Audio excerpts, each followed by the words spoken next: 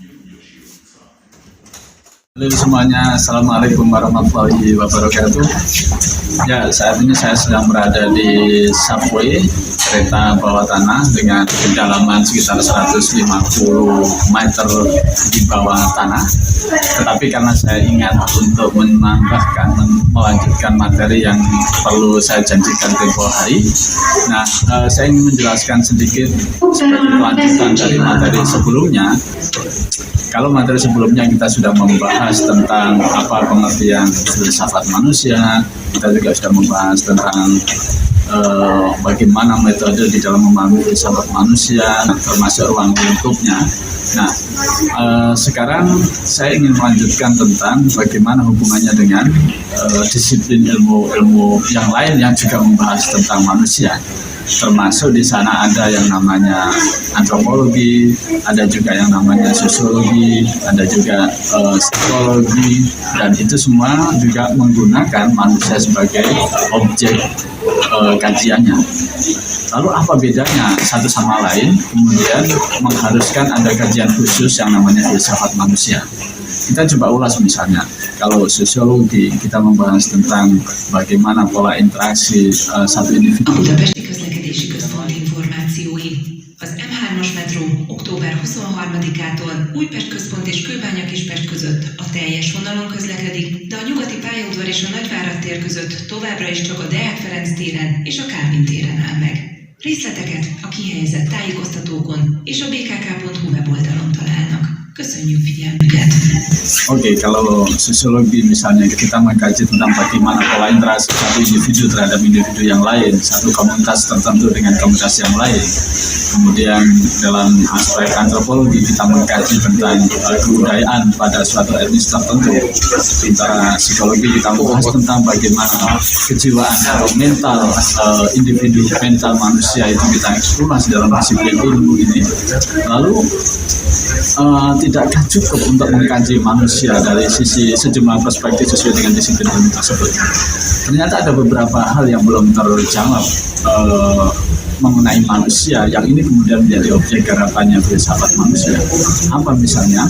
Kita belum cukup bisa memahami secara komprehensif tentang apa itu manusia. Pengertian manusia sesungguhnya itu apa? Belum lagi kalau kita membahas manusia itu apakah dimensi manusia dalam pengertian jasmaniahnya ataukah kemudian non jasmaniahnya atau yang bersifat kejiwaannya. Belum lagi kita kemudian mengungkap bagaimana kedudukan manusia di alam semesta ini seperti apa. Nah, filsafat manusia sebagai satu disiplin ilmu yang lain mencoba membangun pemahaman secara komprehensif tentang manusia.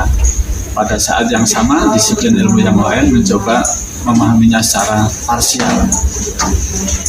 Oleh karena itu, filsafat manusia mencoba menjawab dimensi-dimensi yang tadi sudah saya sampaikan. Apakah manusia itu lebih banyak dimensinya, esensinya itu lebih pada kejiwaannya atau jasmaniahnya? Bagaimana dengan menjawab kedudukan manusia di alam semesta ini seperti apa? Itu ada pertanyaan-pertanyaan yang diharapkan dengan filsafat manusia itu akan terungkap penjelasannya. Makanya, di dalam filsafat sendiri nanti kita akan mengkaji banyak hal, banyak aspek yang mesti kita kupas dalam rangka memahami hakikat yang sesungguhnya manusia itu seperti apa. Hanya saja untuk diketahui bahwa di dalam filsafat manusia sendiri ada banyak aliran yang kemudian cara pandangnya terhadap manusia itu sendiri berbeda-beda penekanannya. Ada yang nanti kita akan bahas tentang apa itu aliran yang namanya idealisme. Dia cara memandangnya tentang manusia akan sangat berbeda dengan aliran yang lain, misalnya materialisme, punya sudut pandang yang berbeda. Kemudian aliran yang juga tidak kalah substansial juga adalah aliran dualisme, dan macam-macam aliran yang lain yang masing-masing fokus bahasanya adalah mencoba mengungkap substansi esensi daripada manusia itu secara hakiki dengan cara dan sudut pandang sendiri-sendiri.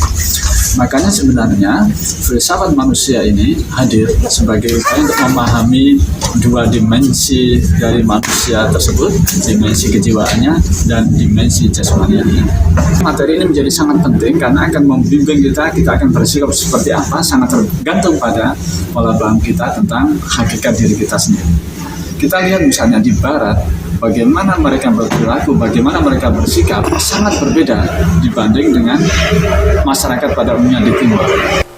Di Barat yang rata-rata kemudian tidak percaya terhadap dimensi-dimensi spiritual misalnya, mereka pola perilakunya sangat berbeda dengan yang berada di Timur. Saya kira itu sebagai pengantar.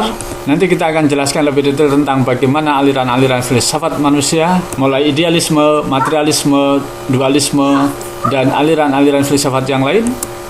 Sampai ketemu kembali.